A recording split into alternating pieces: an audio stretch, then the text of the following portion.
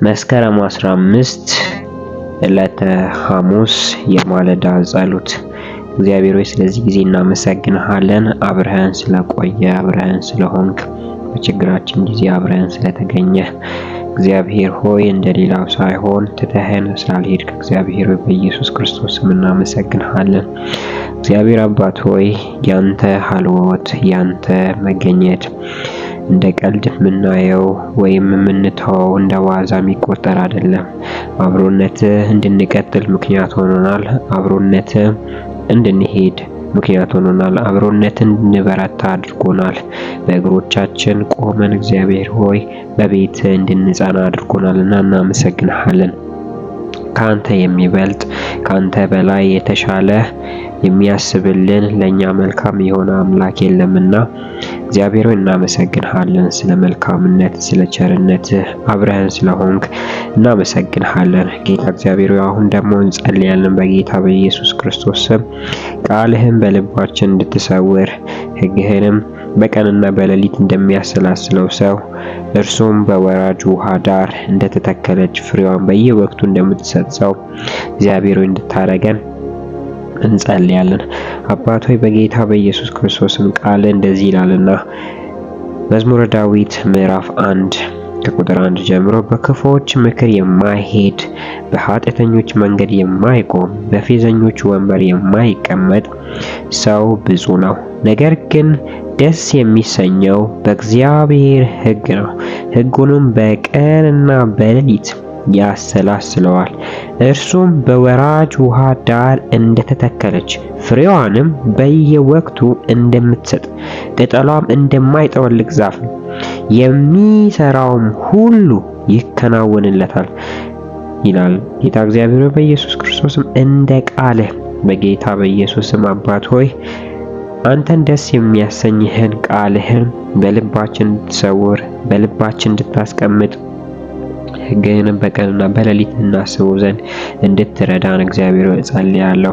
አባቴ እግዚአብሔር ሆይ መንፈሳዊ ስራ በመንፈስ ነው የሚሰራው። አንተ መንፈስ ነህ። ካንተ ጋር የምንገናኘው እግዚአብሔር ሆይ በቃል ውስጥ ባለው የቃል እውነት ነው።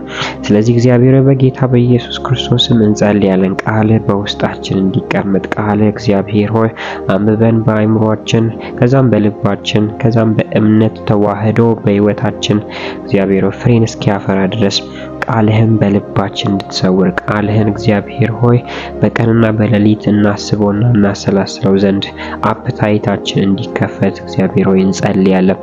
ጌታ እግዚአብሔር ሆይ ዳግመኛ የተወለድነው ከሚጠፋው ዘር ሳይሆን ከሕያው ከሆነው ካንተ ቃል ነውና በጌታ በኢየሱስ ክርስቶስ ስም እንደ ቃል እንጸልያለን። ቃል በውስጣችን እኛም በአንተ ቃል ውስጥ እንኖር ዘንድ እግዚአብሔር ሆይ በኢየሱስ ክርስቶስ ስም እንድትረዳ ካንተ እገዛ ውጪ ይሄ ነገር ሊሆን አይችልምና ሰው እግዚአብሔር ሆይ ለዓለም ነገር ምቹ ነው። ስጋ ሁል ጊዜም ዓለምን ይመኛል። ነገር ግን መንፈስ ሁል ጊዜ ያንተን ሀልዎት ያንተን ቃል ይመኛል። ጌታ እግዚአብሔር በኢየሱስ ክርስቶስም ያንተ መንፈስ እንዲረዳን ቃልህ በልባችን እንዲሰወር ቃልህ በልባችን እንዲዘራ የዘራውም እንዲበቅል የበቀለውም ብዙ እንዲያፈራ እግዚአብሔር በኢየሱስ ክርስቶስም ቃልህን እናስበውና እናሰላስለው ዘንድ እንድትረዳን ጸልያለን።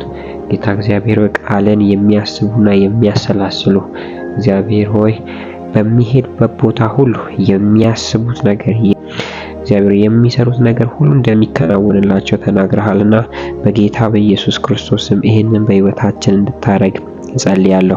ቃልህ በልባችን ይሰወር። ቃልህ በልባችን ውስጥ ይኑር። እግዚአብሔር ሆይ በአንተ ውስጥ የሚኖሩ ሕያው ሆነው ይቀጥላሉ። በአንተ ውስጥ የሚኖሩ ስኬታማ ሆነው ይቀጥላሉ።